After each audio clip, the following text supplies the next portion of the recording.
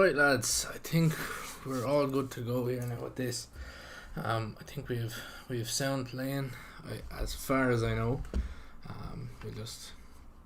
we'll break this off as well as the one beneath it. The two of them, and catch the other one, fire it over onto the other screen. Not very set up there today, but right, I think we're all good to go. We have two people in, which is good to see. Hopefully you are all ready and good to go. We have three people in now, so yeah, I suppose we'll kick things off. So what we see here on the screen are two new cryptocurrencies that I've been looking at, keeping an eye on over the last week or so. So SafeMoon, right, is a new cryptocurrency. Started last week, I think it was on the 8th, I'd say 2 weeks ago. Not very old, but it has taken off very, very well. It's been a bit rocky in the start, as a lot of things when they IPO. Well, technically it's not an IPO, but it's a stock. It's not a stock, it's a cryptocurrency. Like Bitcoin, like Ripple, as we know, all those cryptocurrencies. But it starts off, very, very small amount of people involved, all that. It's after gaining quite a bit of momentum. The reason we're looking at it is because it's really, really cheap at the moment, right? It's with 6 decimals to a 1, right? So that's 6 decimal 1, right? So we have 6 decimals, and it's very, very, very cheap.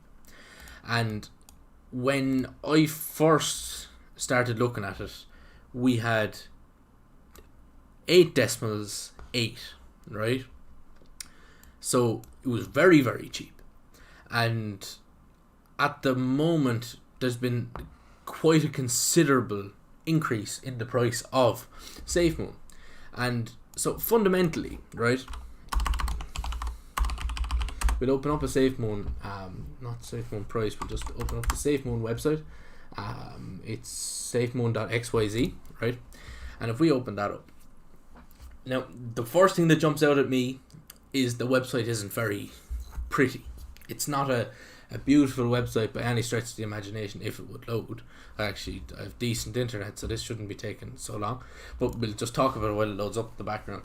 So basically the way SafeMoon is compared to, say, when we take Dogecoin, when people buy Doge, the actual circulating supply, right? So if we look at the max supply, when people buy Doge, the max supply increases. More and more of it is created. But with SafeMoon, so basically with Dogecoin, the reason Dogecoin is sitting where it is I'm actually signed out. We don't actually need to be signed in. But if we go type in Doge here, or not Doge against the euro, we want put in Doge against the dollar, and if we look at the price of Doge, right, we have 5.8 cent, right, to 1 Dogecoin, right. The reason Dogecoin it's struggling to get higher than that is because every time you buy Doge, the price increases, or the amount, the max cap of it actually increases. The max supply of the crypto increases. But with SafeMoon, the opposite, right? It gets smaller. So SafeMoon will forever get bigger. Dogecoin is actually limited as to how big it can get because the actual market capitalization is so, or not market capitalization, the actual max supply of the coin is unlimited in Doge, but it's actually limited here. And the more people that buy in to SafeMoon, it would keep getting bigger. Like Bitcoin, the growth of Bitcoin is incurtailable. It's not, they can't actually hold on to it. Bitcoin can go for hundreds of thousands, and that's kind of the position we're sitting in now with Bitcoin, because so if we open up Bitcoin against the dollar, why is this not open? We go back to square one, and Bitcoin, and why are we getting a Bitcoin against the US? There we go. So when we look at Bitcoin, we've seen 61 161, 130, 180, something like that on Bitcoin. Like, the price of Bitcoin they can't cap it, and Bitcoin is going to keep going, in my opinion anyway. Bitcoin is going to keep going. We have tumbled a bit there today with Bitcoin. Bitcoin has tumbled quite considerably now. Like, it's kind of like, it's not ridiculous. I'm not even signed in here, so I'll sign in a minute. But like, over the last, that's on the daily chart, but if we knock it back to, say, a 4 hour kind of a swing trade, kind of a, like, we got to the heights, but it's been falling back since, and this could be bad news for long term portfolios. But I'm still holding. I'm still holding on to my Bitcoin, because I don't see this as, see, look, it's popping up 30-day free trial. Never, just give me 1 second. I'll sign in over on the screen. So hopefully they'll just stay down there. Stay down. There we go. So I'm just going to sign into the TradingView account now, just so we don't get stupid pop-ups, and we will actually be throwing more than one indicator onto the screen at any one time, so we should be good to go. I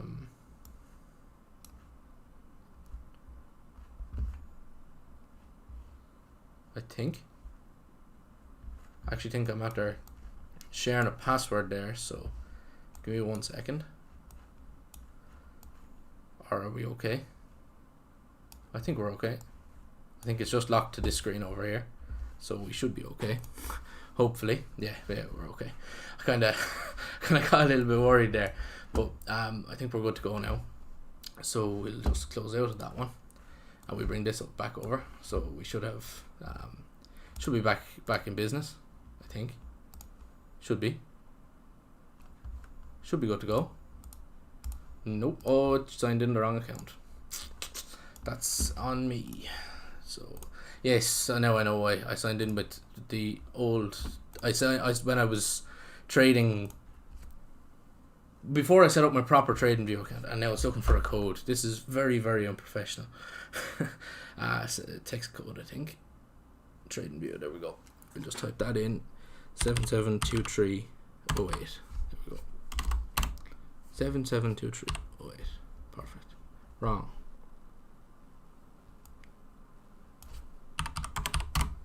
Perfect. Right, we're all good to go now. So back to where we were. So with Bitcoin is set up in the same way. So as a little bit of fundamental information, Bitcoin is set up very, very similar to SafeMoon, right? And that's the reason people are feeling kind of bullish on SafeMoon. And Hoj is the same. The reason I have Hoj open is because Hoj is in the position now that we expect SafeMoon to be in. So with SafeMoon, as I said, the supply gets smaller the more people that buy into it, and they have it set up as well. So everybody that buys in, there's a 10% cut, and that's cut in a 5% and a 2.5% split in that way. So when someone buys in, there's like a dividend spread between everyone, so everyone gets paid a little bit as more people get in and more people buy into it and all that. So the fundamentals of this crypto is actually looking very, very good for the future. And just as we're looking at it here, like I've been looking at that at 0.7 decimals to the 9 and up to 1.1. Now we're at 1.1 or 0.6 decimals, 0.13, not 0.13, but 6 decimals, 13. So it's like, as we're sitting here now, it's, if we look at the month high, we're looking at the upper side. We're in the upper side of it. So like since the highest it's gotten to is 0.6 decimals to the 2, and the lowest has been at 0. As we can see here, look, it completely bottomed out here at 0, went to completely no value. So that's another thing as to why I'd be a little bit more skeptical on this new crypto. But I said we just have a look at it because cryptos like these pop up every single day. Anyone can go and put together a cryptocurrency and release it, call it what they want. And the big thing about this as well is it's very, very cheap at the moment. and it's not listed on Binance or on Coinbase or any crypto.com or any of the big exchanges for cryptos, which is, it's expected that the cryptos will actually rocket when we get to when it gets, it's kind of like an IPO stage. It's going public, and when it does go public, we could see this hitting very, very high numbers, because of the nature of the way it's set up. Look, it's advertising here that you use a Binance Smart. This is the link. If you want to go and buy this, you open a Binance account. You have your Trust wallet as well. You buy BNB, right? So if we just go in on to here, can we look at the BNB? Is this the right one? Just it's Binance anyway. The Binance token. No, it's not. Binance. So if we open up the Binance website, if you buy, so you're gonna convert your euro. If you're in Ireland, you're gonna convert your euro to BNB. Then you're gonna transfer those funds to your Trust wallet, which is another app on your phone, and then you can convert that using Pancake. What is it called? Buy SafeMoon on is it Pancake? This sounds fun. Pancake Swap, that's the one. So you're going to use Pancake Swap then to actually buy it. And if we go to Pancake Swap, so if we just take that off it and just search up Pancake Swap, this is the website that you will, well, not technically the website you're going to use. This is the exchange that that SafeMoon has actually been traded on now. The fact it's still technically not listed on the main exchanges, but this is when, if you want to throw 10, 15 euro, maybe 20, 50, 100, but this could be just like any of the other ones. There has been cryptos made that actually fit the description of the likes of Bitcoin before as well, but that haven't followed in the same path. This is technically another one of those that could completely flop all over again, but I feel the fundamentals of this are a little bit stronger than its predecessors, and it's not the new Bitcoin. I don't believe it's going to go to the levels of Bitcoin at 45 and 60,000, because Bitcoin is in that place. Bitcoin has its level, has its place, and it's going to be very, very hard for anything to ever take that place away from it. I believe there will be something in the coming years that will actually, I think, take its place, and Bitcoin could go to zero. That's also a possibility. It's a harsh reality, but it's absolutely a possibility that Bitcoin could go to zero. And I've heard a lot of very, very well-versed, been in this game a long time kind of people. Like I remember seeing one, I think it was on TikTok, people robbing the content off of someone else and posting it on TikTok. But I saw an interview with he's an Asian investor, and he basically said there is no place that Bitcoin is going to go other than zero. And it was very, very frightening to hear that. Like, I have gone up to about 35, nearly 40% of my trading portfolio is in Bitcoin at the moment. I've been fairly bullish on it lately. I'm still, I bought it very, very cheap. Cheap as in when the price was at where it was a couple of months ago. Before it's, after pumping up to where it is today.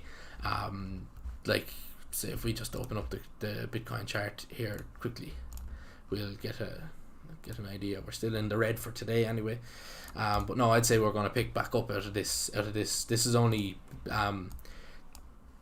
a pump taking a rest, in my opinion. That's all this is. The pump up to the new highs, it's only taking a rest. That's my take on it. Like, the pump came up to here. It's after retreating a little bit, but I'm not seeing, like, other than a little bit of a double top formation here. I called this out on Instagram there this week. If I knock it back to the 15 chart, you might be more familiar with that, because I have been posting images of the 15 minute chart. So a lot of my analysis this week has been on the 15. If I change this to the 30 just to fit a little bit more content on the screen.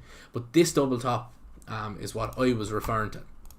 It's this one here, right, where the price was coming up to the same level. I said, I think it was somewhere around here. I can't remember the exact post, but these are forex things. If you watch the video this week, you'll understand what these mean. But these are irrelevant to this chart, so I can just hide them off it. So what we see was it double topped. Double top is a reversal to the downside, right? It's a reversal pattern that will indicate to the downside. And what we see up here then is a head and shoulders type pattern. Not an exact head and shoulders, it doesn't follow the exact criteria, but we can see there is that pressure in the head and shoulders type of way, because we did have this breakthrough here, which would have completely nullified any head and shoulders indication, but it still carries that kind of shape, so it does give us the indication that it is that kind of a market, that it is at a top and it's going to come back down, which when something pumps that hard up to that kind of a level, like it blasted through a level here without any with ease. Look, there was support, there was resistance found here as well, but it just blew straight through, one candle straight up through it. This is on a half-hour chart, so like it was very quickly going through. Look, there's hourly chart. So very, very quick movement up through a resistance level shows that there's an overwhelming amount of buying pressure when you just blow up through a level without any rejection. Like if you knock that back down to a 5-minute chart, I'd say even, like if you look at that on a 15, you're going to see, okay, it's slightly broken, but you can see big green candles, a hell of a lot of bullish pressure, absolutely nothing stopping it. It's just the bull sees the rag and he's just going for it. You see here, this is actually this is what happened on the exact time where I posted about the double top formation. Is there was price actually broke up past the level that I had set, I think around here, off of this. I think this was the double top I was referring to here. So price just blew up through it and was waiting for the retest, but retest never came. It double topped, technically nearly double topped again, and it's after falling back to a low of 55,500 on the dot. So there's obviously, when we see 55 on the literally on the dot, 55. See there here, 55,500. So if you've watched the video on support and resistance, we discussed that support and resistance levels are commonly found at round numbers. So when we talk about round numbers and support and resistance, big numbers, like I remember I showed you before, was it on the Sunday PMA chart layout? I think I had it marked in with loads and loads of levels of, that's Netflix chart. Yeah, see here, the 50, 45, 60k lines. So that's, see, like there's common rejection points. See, like there's rejection at 45 that we found, resistance at 50, we found support at 50, then we came up to 55. See, the round numbers bring and all the levels in between. It doesn't have to be those big massive jumps of price. Like those are, like you can see, days and days and days of price going in each of these levels. So by no means is it like anything that it's just those levels. It's those levels and everything in between. It can be 60, 61, 150, right? It can be 68, 400. Those are all round numbers. Those are all numbers where people will have limits and stops set that will, you know, we'll see reactions at those kinds of levels. And with, like, this is a real day chart type. These are day chart levels. See the candles, there's, like, you can see the amount of days between levels, and you can really see the rejection at these levels. So you can see, like, support was found at the 45 level. See, look, support was found here. I just marked the low here, whatever. Price comes up, finds resistance at the 50, right? Indecision, doji type candles, blows up through. Then we start to see, look, big candles turn into smaller candles with wicks, coming to the level of resistance, and then blowing up through, found resistance at the 60, came back down, found the resistance at the 55, and it's, we could see, look, for all we know, we could see consolidation in this area for whenever. We could see we could see consolidation along here for a long time. Like we can see, look, daily candles touching both, huge ranging in the huge daily range in these areas. So this is all kind of analysis of Bitcoin. But if we go back and we look at our safe moon, right, we started the stream and I think it was at 6 decimals to the 1. It's at 6 decimals to the 1.3 now, so it's gone up by call it, if that was 1.3, it's gone up by 0.3. It's gone up by 30%, say. So we've since we started the stream, we can see that it is going up. By how much, we don't know. And I see Josh there. How are you getting on, Josh? I hope you're enjoying this so far. There's a lot to be taken in now on this one now. So I'm not advising, and I have to say this now. By no means am I a financial advisor, and any investing type channels and all that, they all give disclaimers like this. This content is educational for educational purposes, for legal reasons. I can't be held accountable for you losing money. Every time you open a trade, you're accepting the risk that you could lose that, right? If I open any position, if I open a euro-dollar position, I'm accepting the risk that the arse could fall out of the euro and the price could literally dip and I could lose everything, right? Everything that I put into the trade. And we've gone over risk management before in the videos before, briefly, and in the live sessions. But when we talk about risk management, we have to be, when you place a trade, you're accepting whatever level you set your stop loss at, right? The best way to eliminate emotions is to only put a stop loss at an amount of money that you are comfortable of losing.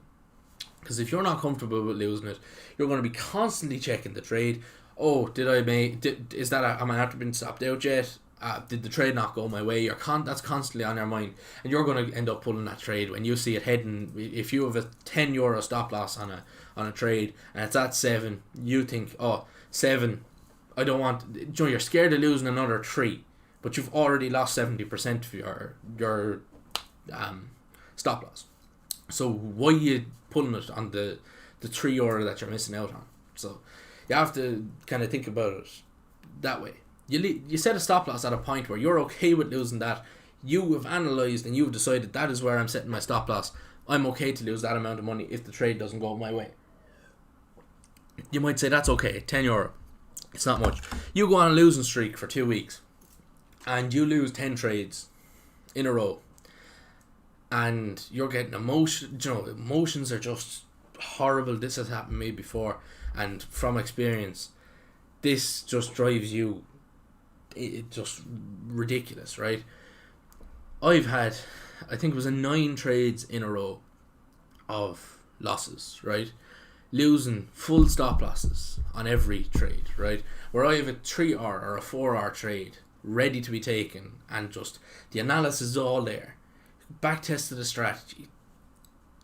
When things go wrong, you're constantly making notes. Like when I lose, particularly when I lose a trade, I'll just document, okay, how were my emotions in the trade? Was I feeling that I had to pull the trade or whatever?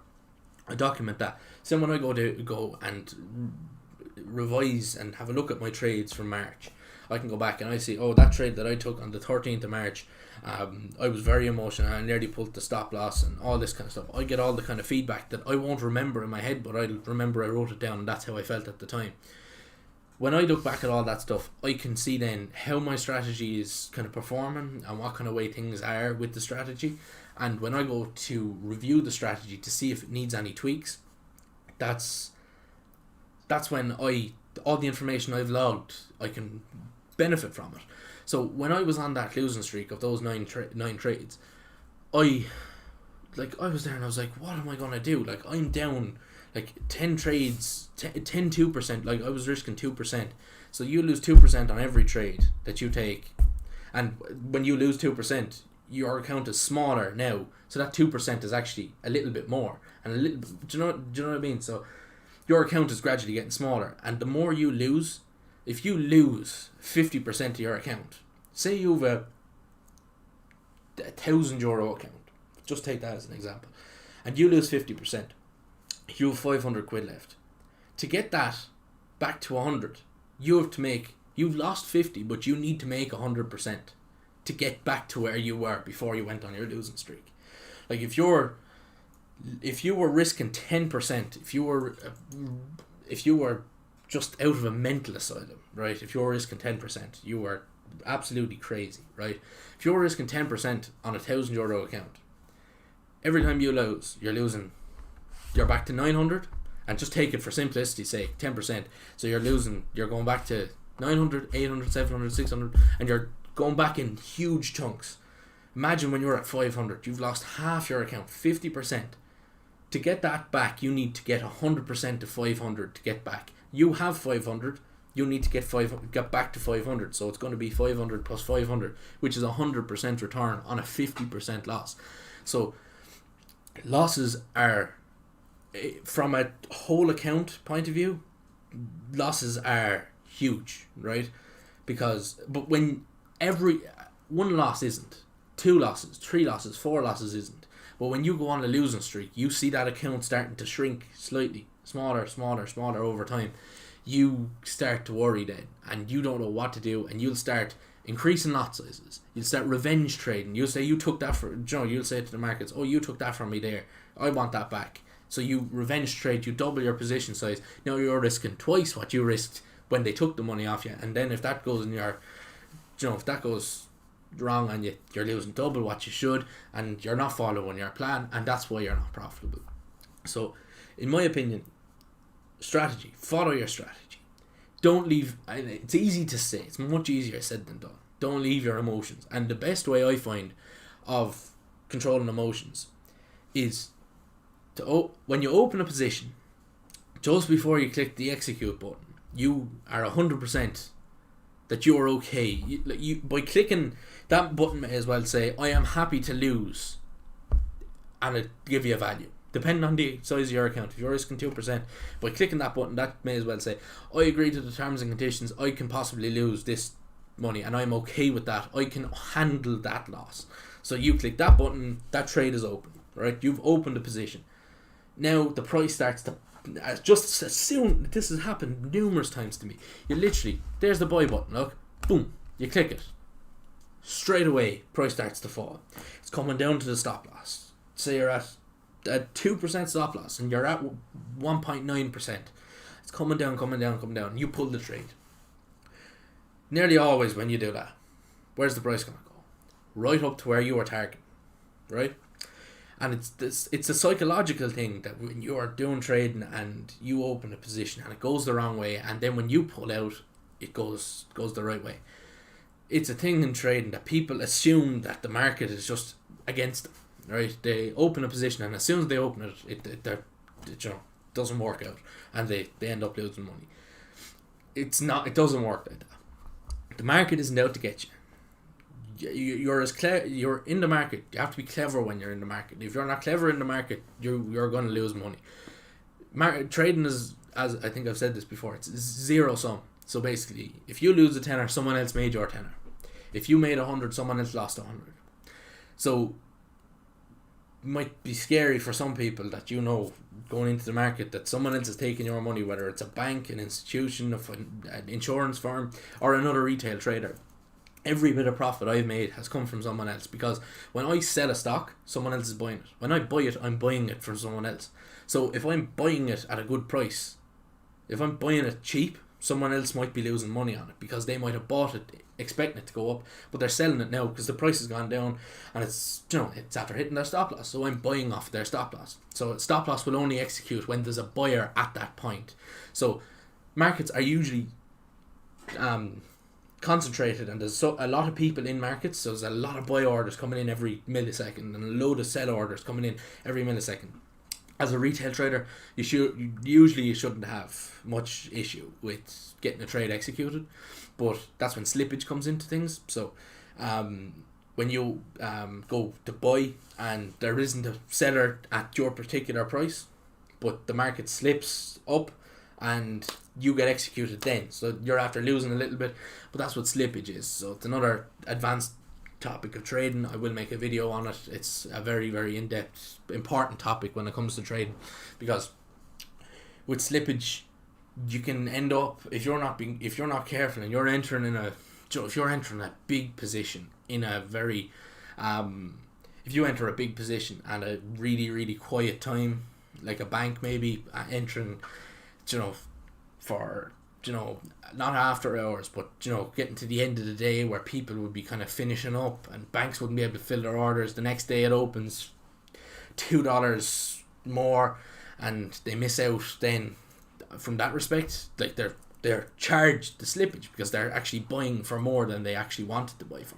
So, or they might have half the order filled at a certain price and the other next quarter might be filled at, half might be filled at 10, another 25% might be filled at 12, and then it might be 15 before the whole lot is filled, and they get their order filled, so they bought the stock or whatever. Or if they try to sell it, if there's no buyers, like selling in a buy market, there's not going to be a huge, if you're selling in a buy market, there's going to be loads and loads of, there'll be a lot of bites on the hook, because there's a buying market and you're selling, so everyone's going to be, the sellers are eventually going to run out and the price will get to a point where it can't survive anymore because there won't be enough people. Everyone will be holding, but they won't be willing to sell.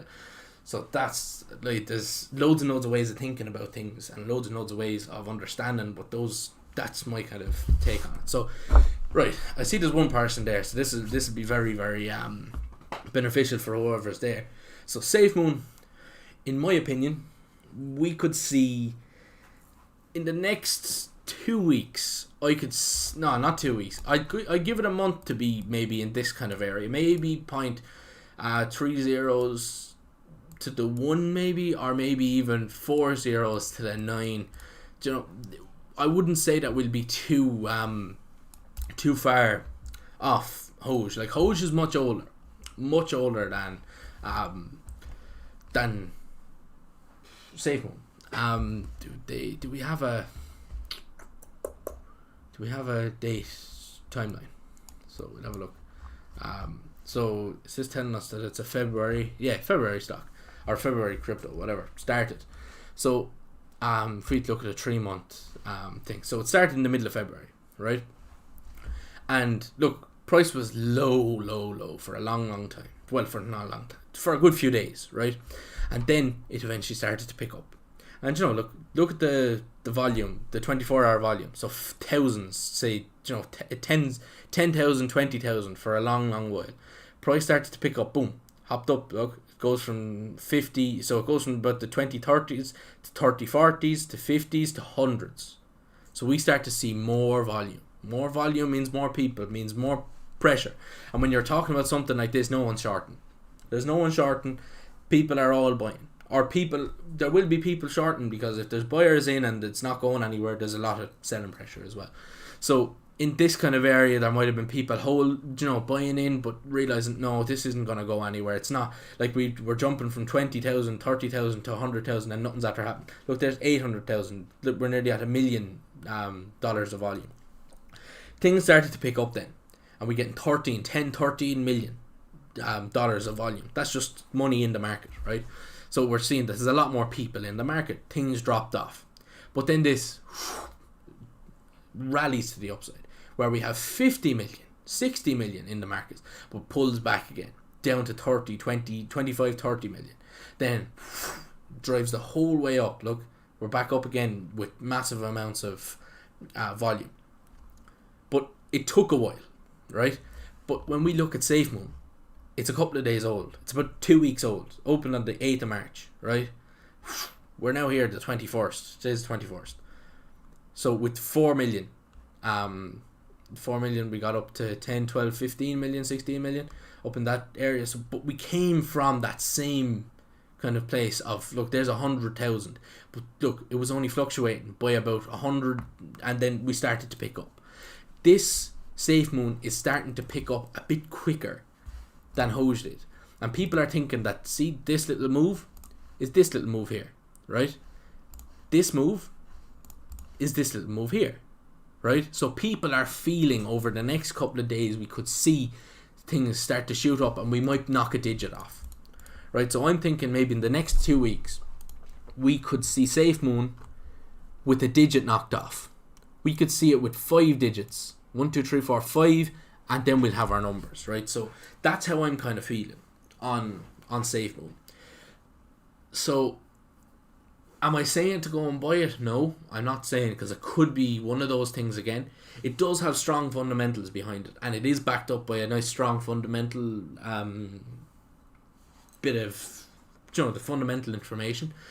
There's a lot of coins in supply. Like if you throw a couple, like if you put 100 quid on this, in the hopes of it going, like if we got if this goes to Bitcoin, or not Bitcoin, if this goes to Dogecoin levels, we'll have like if you invested in this and it does go the way people are thinking, you will have to think very little about money for a very long time.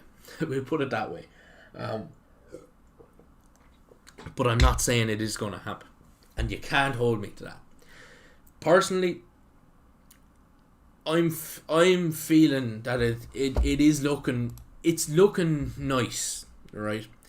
And personally, it could be like B token was circulating around for a while, and I was warning people. This was before I started X91Investing, that a lot of people were feeling that they needed to get in on B token, but B token never took off. If we just look up B token, we look at B token, it never went anywhere. Look, very like, it's, look, 0% move today at all. There's, look, flat. It's flat. There's nothing happening with B, and this could be, look, the 90k in 90k in volume. It could be another one of those. That's all I'm saying. It could be another flop. It could be a pump and dump like Doge, right? And pump and dumps are dangerous, because if you're in Ireland and you're, asleep when a big pump and dump happens in America, right? So, or the Americans, it happens here and all the Americans miss out, or whatever, right? We could see, you could wake up and you could see, oh, that moved, that got up into that SafeMoon went up to 2 digits to the decimal, right? So when I say 2 digits, I went over this already. If I mention 2 digits, I just mean 2 zeros and then the number. So it could have went up to there and fell back, and you wake up and it's back where it went the night before. That's the issue with pump and dumps. Pump and dumps are literally impulse. It's impossible to catch them, because if you have a load of people selling off at the top, the price is going to crash hard, and if there's no people buying, the price is just going to plummet. If there's nobody buying to actually continue the trend, it's going to plummet, and a lot of people will miss out in those circumstances in a pump and dump. SafeMoon is like Bitcoin. It's set up in a way where it doesn't. There's no incentive to pump and dump the cryptocurrency, because of the way it's set up. They're charging per transaction. There's a 5% charge per transaction, but it's technically a 10% charge, and 5% of that is going back to the community. So they are promoting long-term holdings in this currency. So it is a bit of a convoluted, complicated kind of a way to actually obtain it. So as I said before, if the people that are watching now weren't here at the start, you set up a Binance account. So you will need proof of ID, so driver's license, passport, or age card. You will need proof of address, so a utility bill, bank statement, or something like that, dated within the last 3 months, I assume. And I'm trying to think of when I set up the account, what else? I think that's all you really need. And then you just fund it. You just transfer euro into so your native currency from your bank card into BNB, which is the Binance coin, valued at about $200 to the coin, and you then transfer that to your Safe Wallet, which is another app. I'll link all these in the description of the stream replay, and through there you're able to convert that just by copying this link. See this link here? You'll just have to copy that into it'll be a transfer thing, and you'll be able to transfer it over to SafeMoon thing through that Pancake Swap exchange. So it's very, very confusing, and it might be a little bit, but if you want to get into it now, because there could be a bit of, like, price will jump. It's inevitable when it goes public. There will be a price jump because people will be, well, it's not technically not public, but every time someone buys, it's been distributed again amongst the community of holders. So there's like circulating supply of 642, so hundreds, thousands, millions, billions, trillions. So there's 642 trillion of the coin circulating at the moment. And the more people get in, the smaller that supply will get, because coins are burnt every time someone buys in. So the circulating supply is getting smaller. Everyone will still hold the same amount, but your coin balance of SafeMoon will slowly be decreasing. If you buy 100,000 of them, they'll slowly get smaller. Like if you buy 100,000 of them and the price goes to €1, so if that goes all the way up and it's valued at $1, you have 100k, right? If you hold, but that's very, very cheap at the price it is now. You'd get a hell of a lot of it for 100,000 of SafeMoon would cost you very, very little.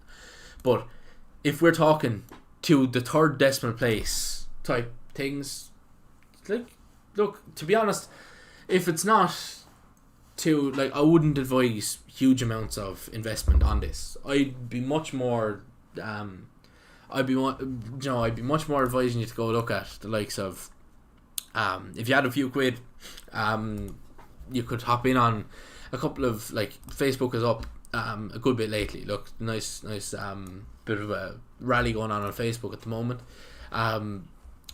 See here, nice rally up on Facebook over the last couple of days, after a nice little period of consolidation, which is good, which is nice. We see, levels being created down here, being respected, which is always nice when support is respected. So we carried a nice bit there. Might be worth putting a few quid into. Like, look, it is an expensive stock, don't get me wrong, but like Zomedica, not bad. I shorted Zoom last week. Zoom was very, very good to me. Shorted up around here, and was it up there? Yeah, I think it was up around here. I think I shorted off this candle here, or maybe no, there was the big drop, and I think I shorted in around here and had my stops up around this, up above these highs, and price came down to a nice respectable level. Made a few quid. I'm out of the position now, but I did have a bit of, I did short Zoom because the world is starting to come back to a respectable place in some countries, and Zoom will be used less and less over time. So like a little swing trade this week on Zoom wasn't a bad opportunity. Just a nice little few quid. I didn't pair trade it, just used a little bit of fundamental and shorted it, which it's not a bad decision. Made, I won't go into specifics, but look, I made that move. Like, there's, look, we call it from the top of this, or even you could call it the bottom of that candle down to here. Say, there's a nice, dropped off by 30 something dollars. It's not a bad bit of profit for the week. Then you have what other, so Cost was another stock that moved with GME back in the earlier part of the year. This moved with GME. It's not a bad one to be keeping an eye on, because it has been kind of a little bit rocky. I won't lie, over the last. I'm kind of getting annoyed looking at this chart without my, excuse me. Where's the thing? It's not in settings. Where's the lines? No, color theme. That's the one. And red and green contrast.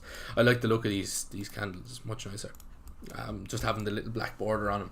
But yeah, costs, it has been, look, it's the same as GameStop. Meme stock, I'm not very happy trading meme stocks. Look, we're just having big open, like opens to a high level and falls. Look, opens, goes to a high level and falls back again.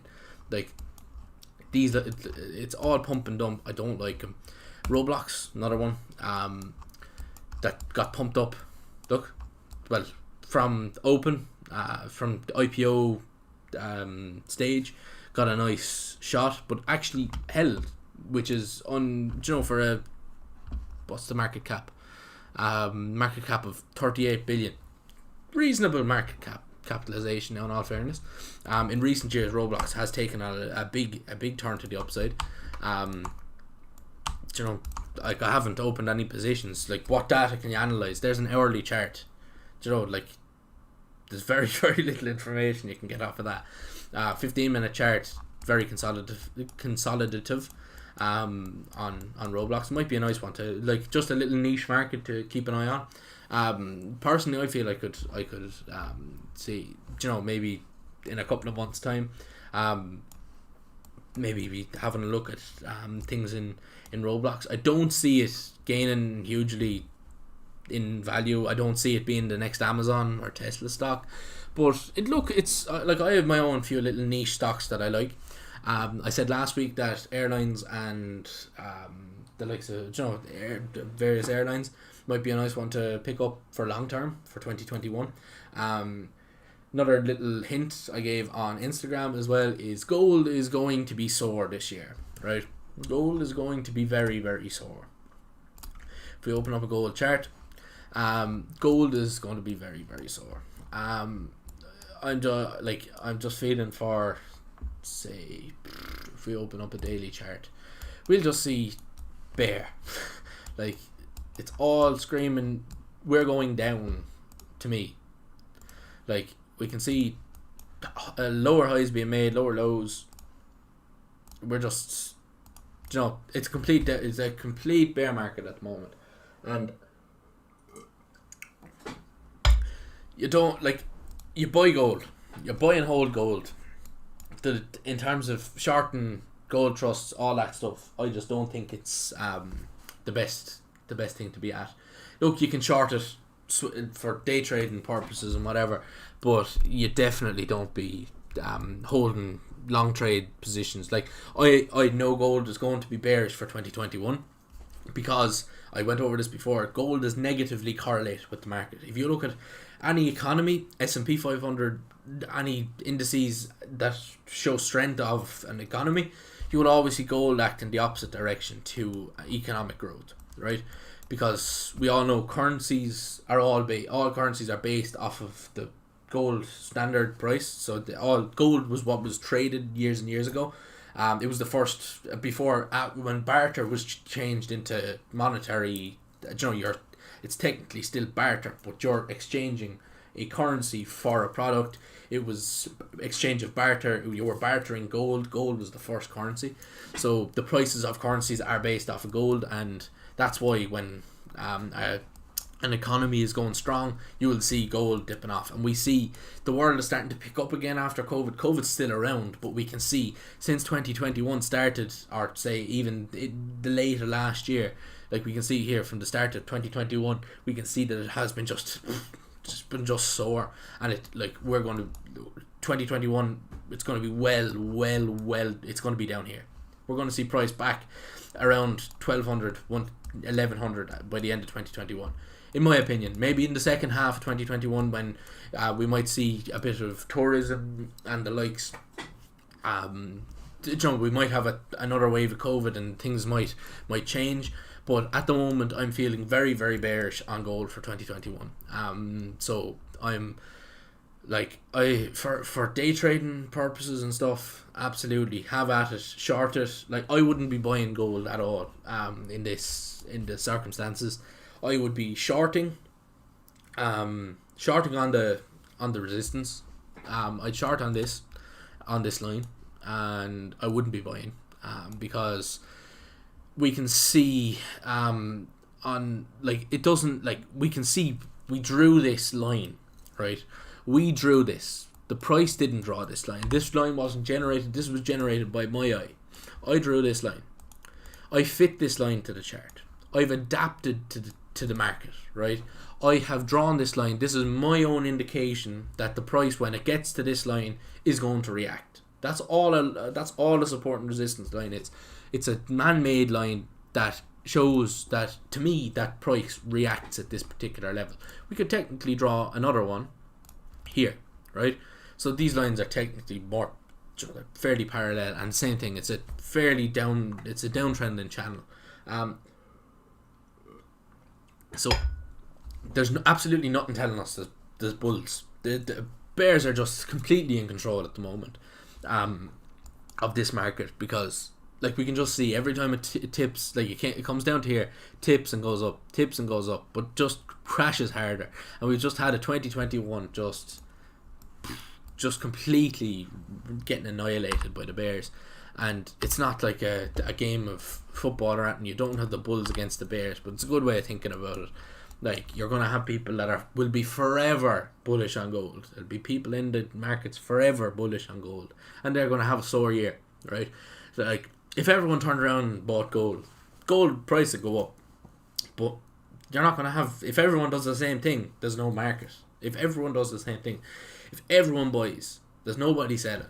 Market can go nowhere because there's nobody willing to buy, or there's nobody willing to sell. If everyone wants to buy but there's nobody going to sell, what's the point? So you need to have the balance, but then you have this issue with supply and demand. When there's more supply, when the supply is there and the demand isn't, the price is going to come back down.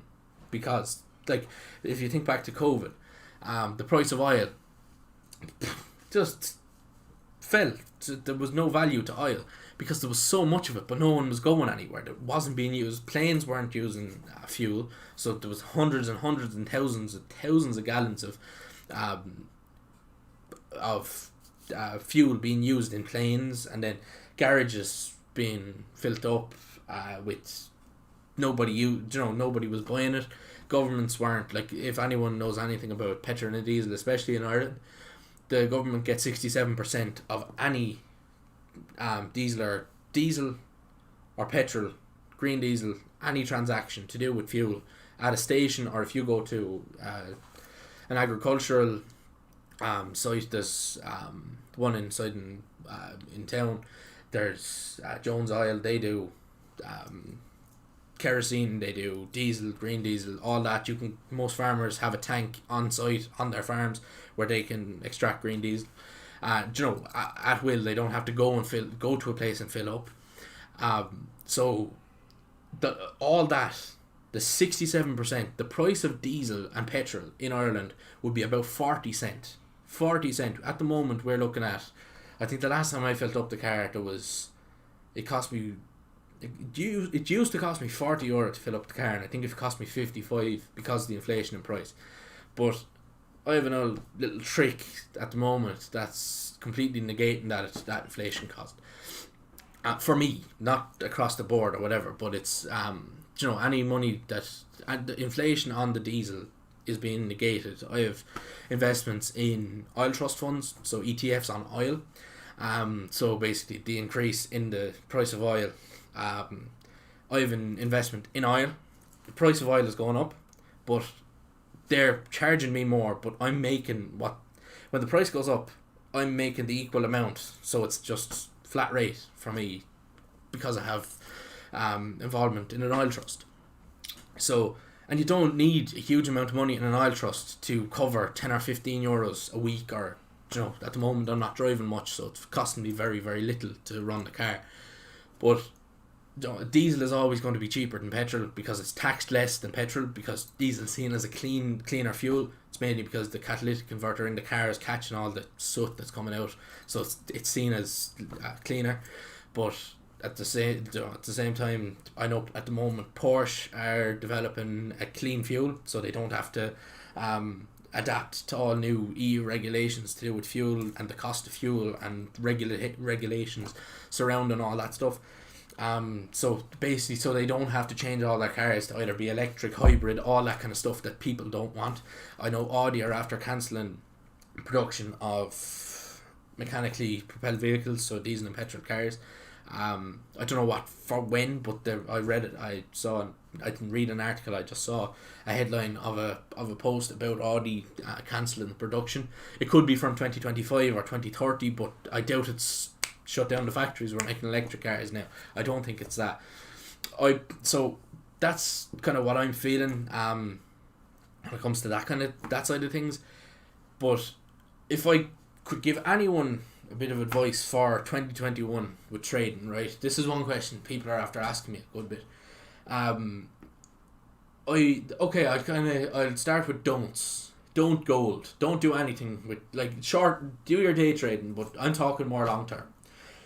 Gold is a no-no for 2021. For the first half of 2021, anyway. I'll give you regular updates on gold, because gold is something that changes. But it doesn't change. Like, we can see quick movements like this. This is, we're looking at a daily chart here. So like, you have a month period here where you have a nice bit of movement, month and a half. Gold can move fast in that regard. From a month, a move of this amount in a month is for a portfolio would be considerable. Like, there's $175 of a movement in a month on something that you're holding long term that is quite expensive to get into. It's scary to be at that kind of thing. So for 2021, I'm saying gold is a bad idea long term. I'm saying airline companies wouldn't be a bad idea. Oil companies, the move has been made on oil companies, oil trusts. I feel when you hear the news, it's too late. Right, when Dogecoin and GME and all those exploded, when people knew about it, it was too late. You had to be involved on Wall Street bets. You had to be, you had to be in the know.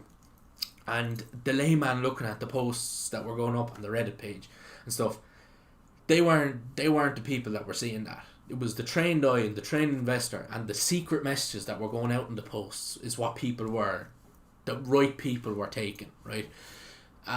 They weren't coded or encrypted messages, but there was secret information coming out in some of those posts that a lot of people didn't know about, and that's the reason why a lot of people missed out. And they have to keep it that way, because it's only to the trained person that sees these things. If everyone gets in on it, it's not going to work. And it's like, people always say to me, why don't everyone just say to themselves, we'll all buy at the same time and drive the price up? But if everyone does the same thing, nobody will benefit from it. So if everyone tries to set off at the same time, price will fall faster than it'll be able to gather, and everyone's in a mess then. So, and the price will fall further down than they started. Everyone will be losing money. So, and whenever news of these kinds of things, like when GME exploded, when AMC, Nokia, BlackBerry, COS, and Dogecoin, when that exploded, big institutions come in to curtail that stuff, and people getting scared, prices getting to a level, and the likes of GME never saw those kind of levels before, and it pulled back because people were getting scared, and people were saying, I'm happy with the amount I'm happy with the millions I'm after making off that, I'll pull out of it now. And it was all people that were in the know, making the money. So, and a bit of advertising for Heineken at the moment. Just drinking, it's not beer and this is water, but out of the glass. I just realised flashing it up on the screen. But yeah, that's kind of the way I'm feeling. Airline companies, and just like when I see stocks are more suitable for long-term holdings and swing trades. Day trading, it's absolutely possible. I day trade stocks. I find that I benefit more from trading Forex on a daily basis. I trade Forex on a daily basis. This little panel here is the best little thing that I've ever had. It's my little screener. When I see, right, I can organize this in whatever way I want. I can have so everything with yen put together. I can have USDs on the quoted USDs up in one area. I can have most of the major pairs will involve the US dollar. So I'll have the ones that have the dollar quoted and the ones as dollar as a base in one position. So I'd have it, excuse me, I'd probably have it set up along the lines of this, maybe for something like that, right? So that's a fairly clean way. So when you see USD, USD, USD, USD, red, right? They're all correlated, right? The US dollar in that pair, right? In the pairs that quote the US dollar are shown weakness, right? We see here where the US dollar is base, we see its strength, right? We see here the yen. So if we look for, where's our GBP? Look, so we have two reds with JPY in the right hand side, right? So this one's obviously only a 0.3, so that's fairly flat, right? That's the change over in the right hand side, the percentage change from the previous day. So we see 0.3 and 0.48. So we can see that if we look here at the GBP, right? If we look at GBP USD, if I make this bigger, will that? No, it'll still cover it. So if we look at GBP USD, I can't hover the mouse over it, but actually, if we do a screenshot of it, if we do a full screen snip. So if we look at GBP over here, GBP USD, and we have GBP JPY, we see a 0.47 move, a minus 0.47 move on the GBP USD, and we can see a 0.48 move on the GBP JPY. We know it's something involving the pound, right? It's not the yen that's causing the issue. We can see this is fairly flat. It's not a, we can tell it's not a yen issue. We can see it's a pound issue, and we can see that the pound is affected this way and the pound is affecting this. So we can understand the market, what's going on. Then we can say to ourselves, okay, what happened in England that might have caused this happening? I don't have the drawing tablet set up. I'm just using the mouse. So we can see, we can get an idea of what's going on. We can see the USD as a base currency, so in the left hand position, is causing about a 15% move to the upside. So we can see there's a bit of strength coming from this regard. Or we can see when the US dollar is quoted, it's weak. It's weak in the quoted position. So we can see like there's a 26%, there's a 50%, but that's mainly being caused by the pound. But then we can see, the Euro USD is about a 10%. We can see this very, very flat. So we can see, okay, NZD USD, AUD USD had a decent move. So oceanic countries, they're not correlated at this point in time. They typically are. You can see a lot of correlation between oceanic countries, so oceanic in New Zealand, Australia, in the majors. So but we see that they're like the NZD is flat, but we can see the Aussie actually dropped by 0.25%. So we can tell that it's the euros, it's the Aussie's fault more so in this scenario than it is the dollar. But we can tell that the dollar is weak because in every pair that the dollar is quoted, we're seeing red. So that's a whole part of my kind of strategy. And if it's not part of my strategy, it's part of my analysis that fits into every strategy. But when we notice a big weakness like that, if we open up a dollar index, right, if we get the Dixie on this chart, so if we open this, not on the daily, we'll not go back to the 4 hour, and we get the Dixie on the chart, right? So we can see when the dollar is quoted, right? So when we see, so look, this is obviously negatively correlated, right?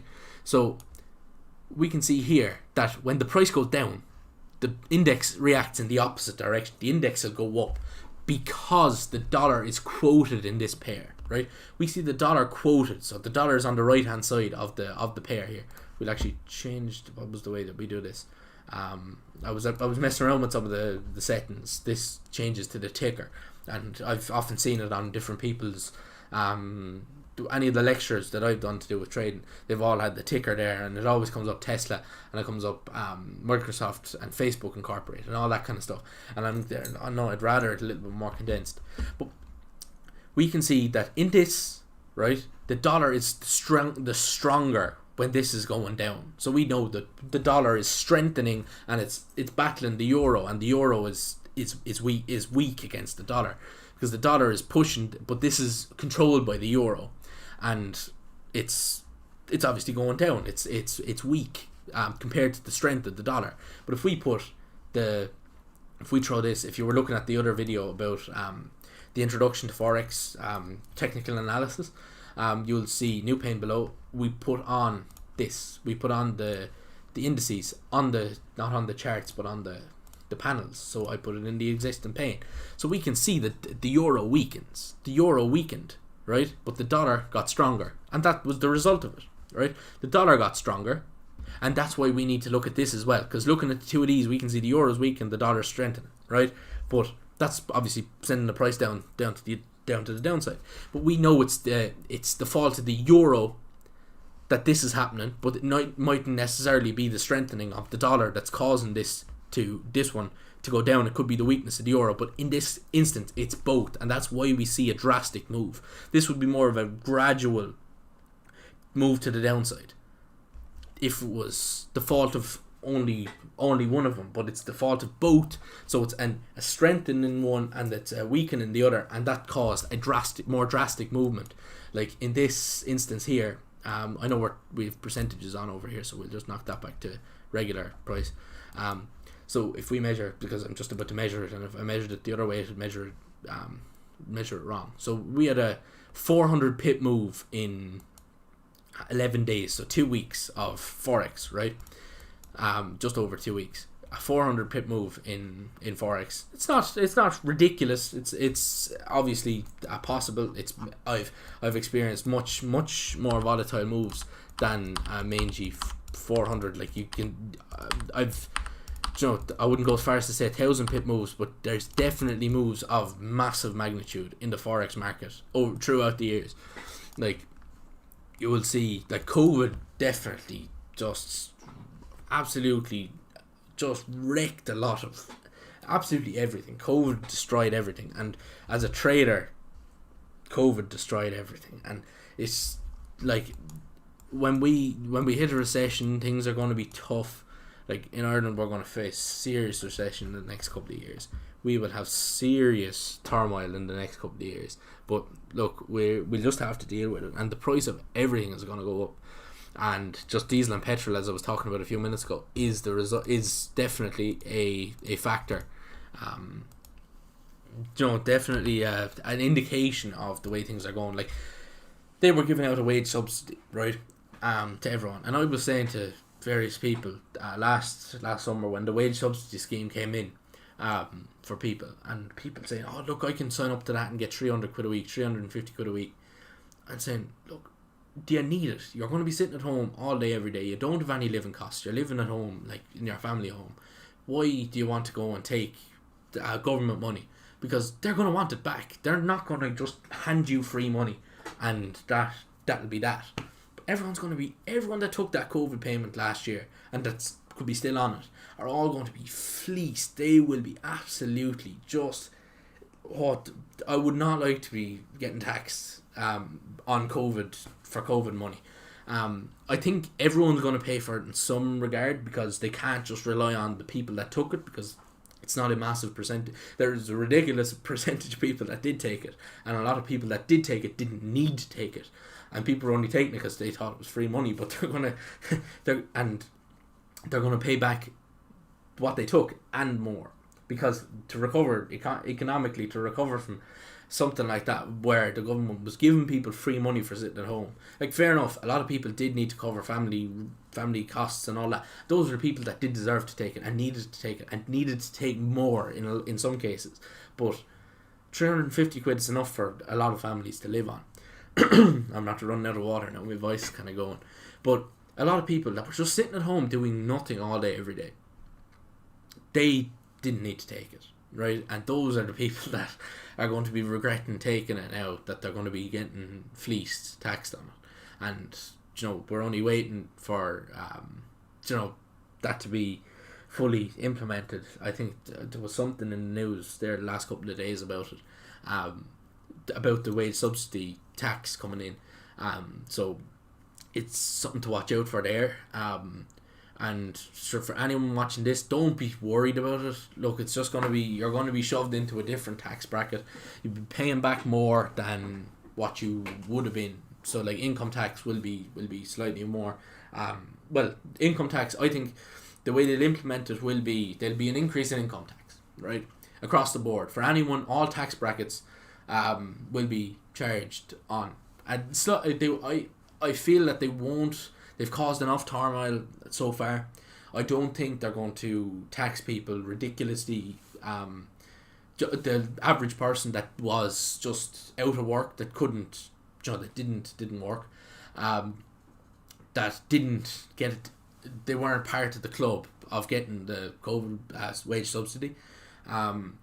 Those people will be only charged. I think they'll be fairly sound to them. As look, government will be the government. They'll try and make every morsel they can out of everyone, but I'd say they'll be fairly sound to the people that didn't take it, and they will be a little bit more harsh to the people that did. And it's fair in that regard, and I think everyone should have to pay a little bit more, because if people say no, I'm not giving any more in tax, the country will spend the next 10 years coming out of a recession, trying to come out of a recession. We'll boom, and we'll be back to where we were after the Celtic Tiger, where we're kind of, we'll have a recession, we'll boom after a recession, and we'll be back roughly to where we were before COVID. But it won't. I don't think like the Celtic Tiger recession in Ireland. Like builders were putting nothing through the books. Everything was being pocketed. All that, they were only putting a very, very small amount through the books. Builders were driving around in the best of cars. They had their work vans or whatever. They were showing up. They had their Beamers and big fancy Audis, and they were buying properties in Dublin, which are, they'd be worth less than they should be worth over the next while. But, when the recession hit, after the boom, the recession hit, and Ireland was a horrible place to live. Like, I was only a child, lived, through the Celtic Tiger type times and just after it.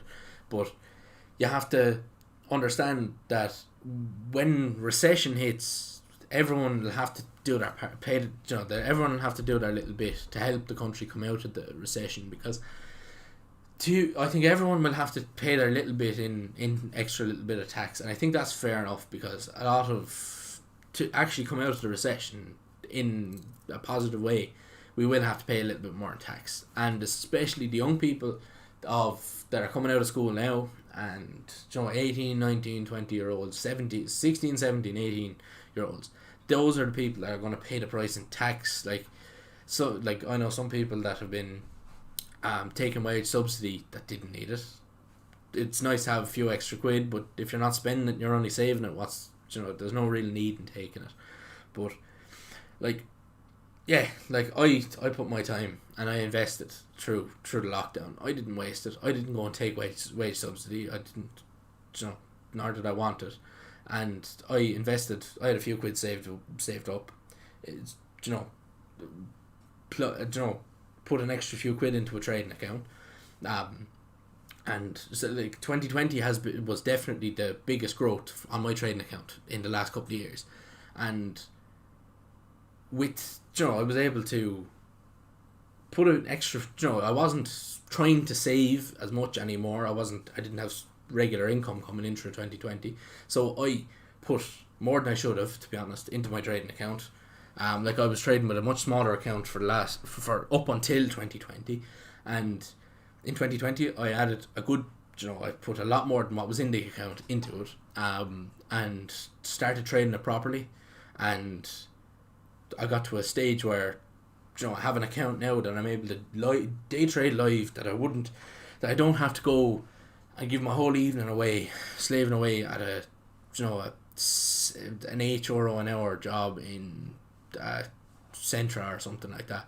Like, I can cover the costs of the car, like tax, insurance in Ireland for a young person is ridiculous. It's absolutely disgraceful, especially for a lad, because they really think that lads are lethal on the road.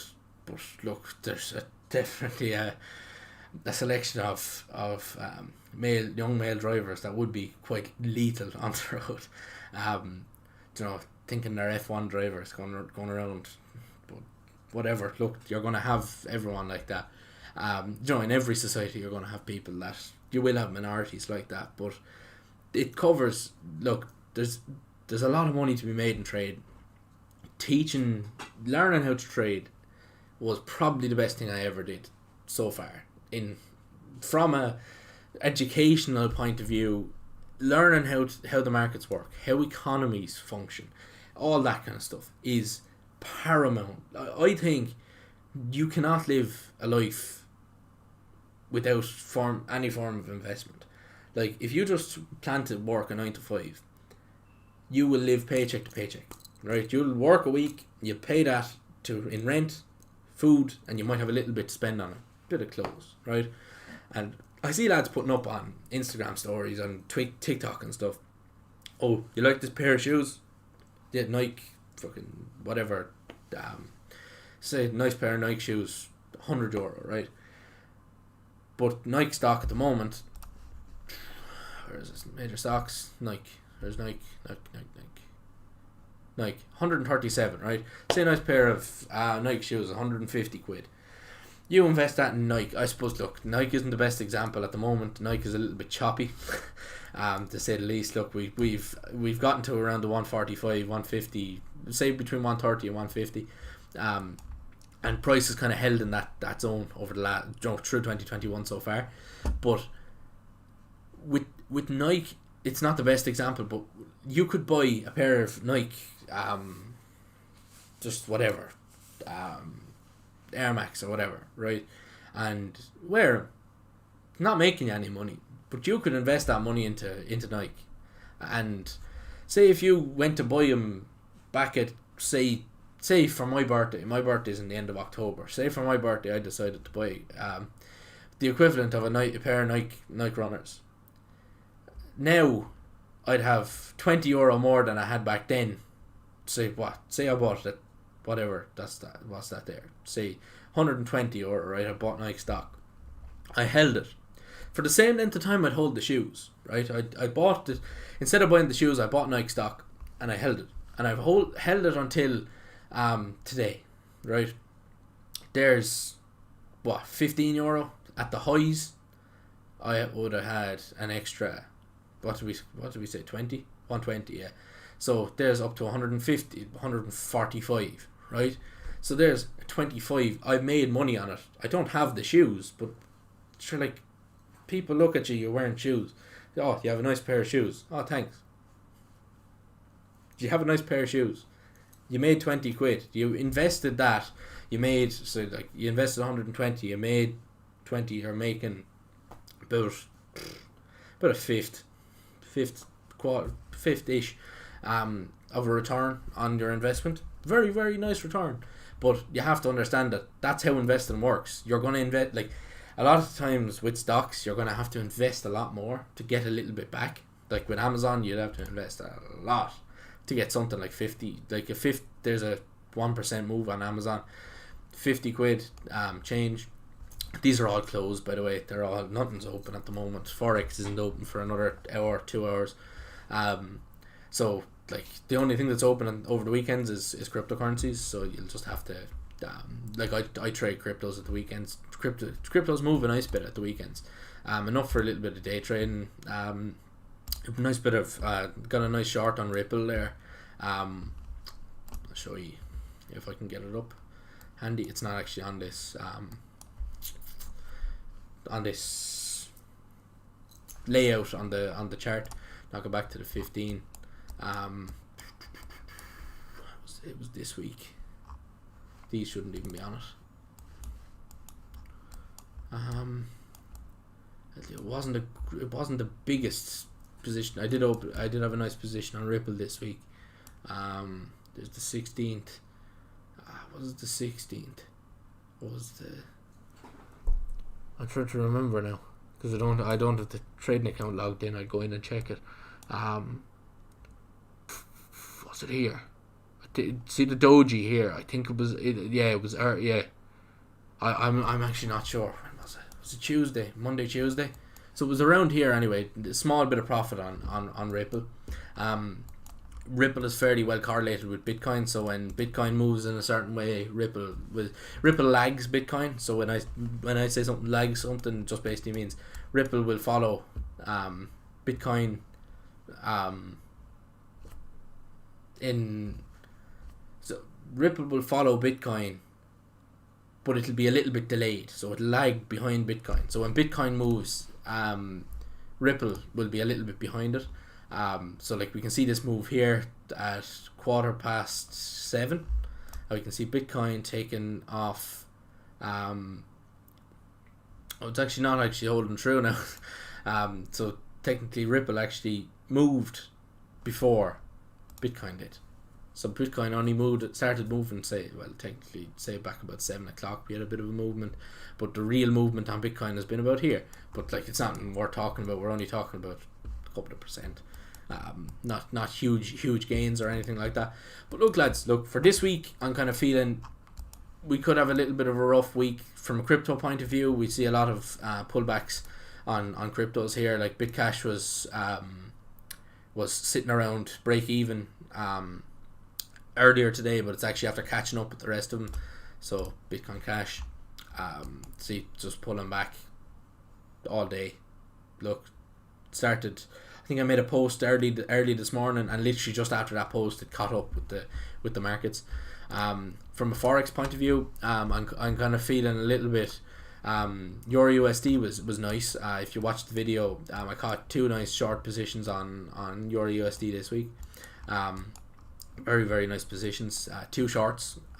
One was much more of a swing trade, or one was much more of a swing trade, and the other one was a day trade, in early, out late, on the same day.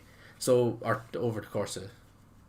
No, it was I opened it the Friday morning and closed out of it the Friday evening, because I held one right up until Thursday night at about 12:55, 5-1.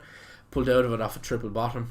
There's the triple bottom that I caught, and then price came up, shorted off a double doji, and right back down to the targeted level. So if I just show the positions, if you didn't see the thing, I shorted off at this bearish engulfing up here.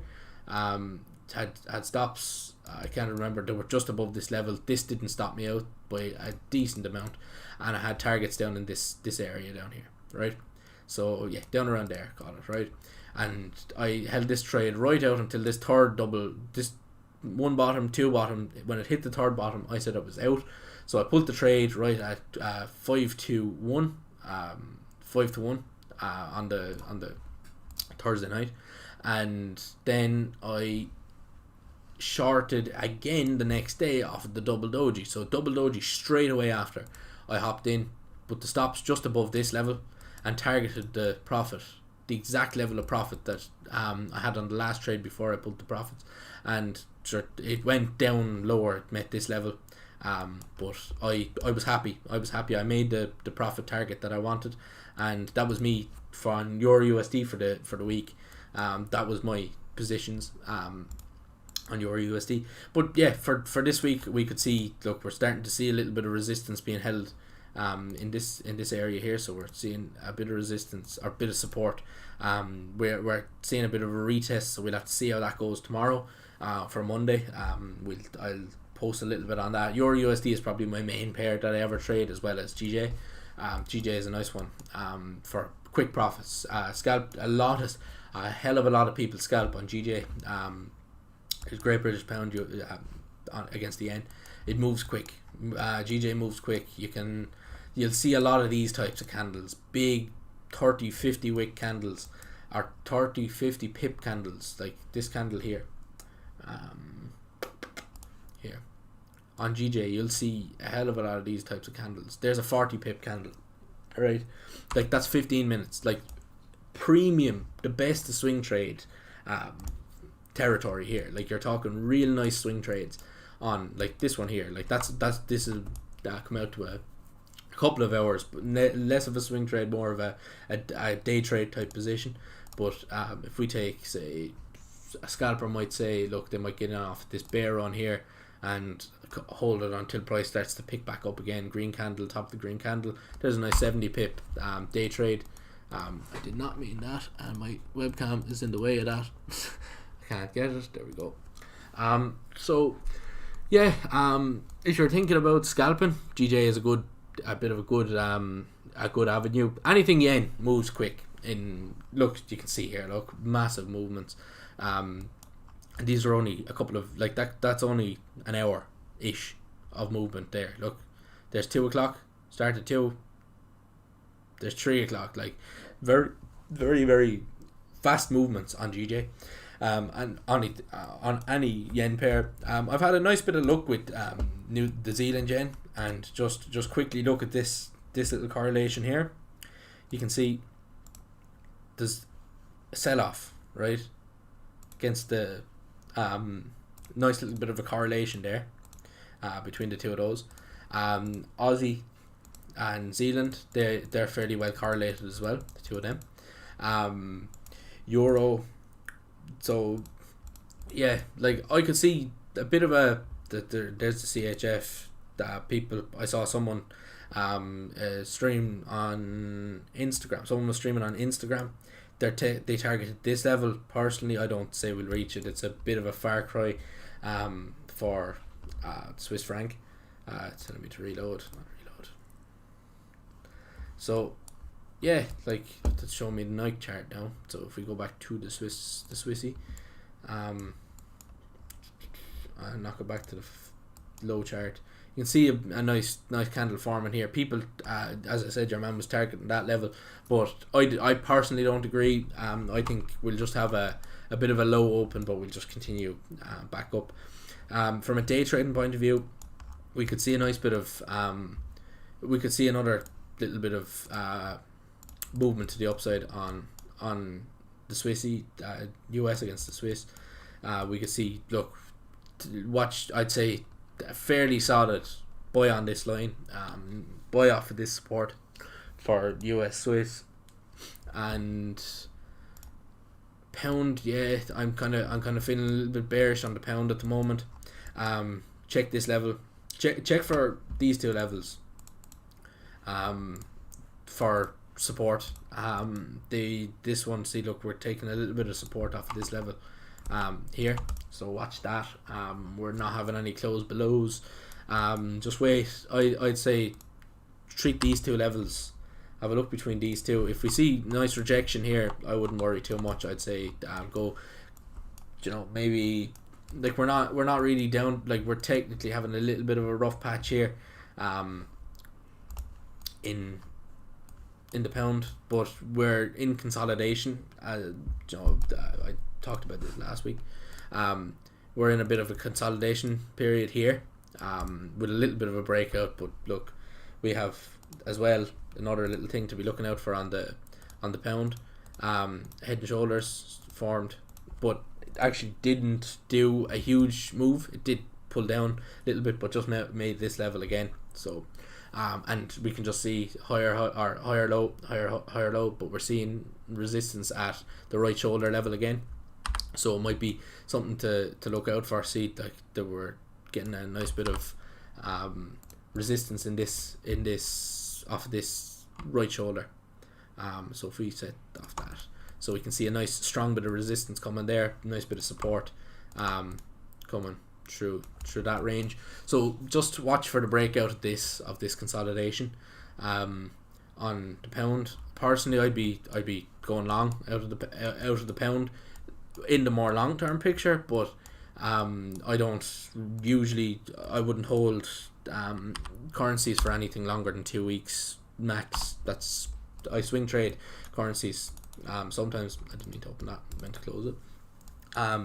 So yeah, day trade, swing trade currencies. So with the pound, I'll look, being honest, I'd buy off of this. So we could see, say, Tuesday-ish kind of time. That's kind of late Tuesday, I'd be saying, more kind of that time. So as I said before, if you were here last week, 8 p.m. or 8 a.m. on a Tuesday is a good time to buy, or not buy, to actually enter positions. That could be a possible trade for Tuesday. something like that. Price come down to this level, you could buy it up to that, hold it for maybe 2 days, you know, maybe for Tuesday and most of Wednesday, and close out of it then. But what time do we have? Yeah, half past 8 now. So yeah, look lads, I think we'll wrap things up there. I've given a good bit of long-term information. Have a now look into SafeMoon. We'll just check the price now just before. Look there, look up to 4.14. Well, 6 digits 14. Nice bit of movement. I actually got up to 2. It got up to a high, so we're at a daily high at the moment at 0.1 at 14. But over the last couple of days, we've seen a high of 0.2. So this changes to 2. That was at this level up here. They don't actually show because it's so minuscule movement. They actually can't really show it. It won't fit on the chart. But yeah, that's the way I'm feeling with this. And sure, look lads, I hope you enjoyed this live session. If you did, just leave a like on this. Definitely would be appreciated. Any comments you have, hop over onto the Instagram if you want to send me a message. If you know me personally, Snapchat or whatever, you'll know different ways of contacting me. But yeah, look lads, thanks very much for watching. Yeah, sure, we'll wrap things up now anyway, and sure, we'll catch up again.